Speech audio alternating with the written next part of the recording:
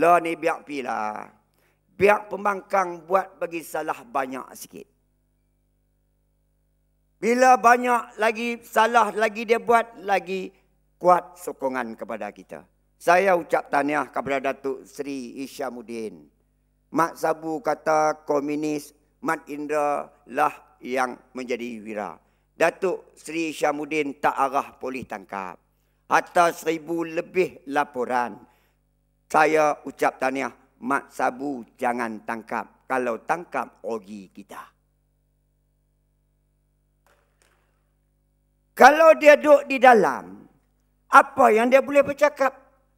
Apakah kesilapan dia akan buat? Biar dia merantau seluruh negara. Apabila dia keluarkan kenyataan itu, 45 ahli PAS Tegar akhirnya isytihar keluar daripada PAS. 40 PAS Tegar NAMI keluar daripada PAS. Yang amat berhormat Datuk Seri Presiden menerima 7,000 ahli-ahli PAS, PKR, DAP, seluruh negeri Selangor baru-baru ini. Kesan daripada ucapan Mat Sabu. Mat Sabu aset kemenangan Barisan Nasional dalam PRU 13 insya-Allah.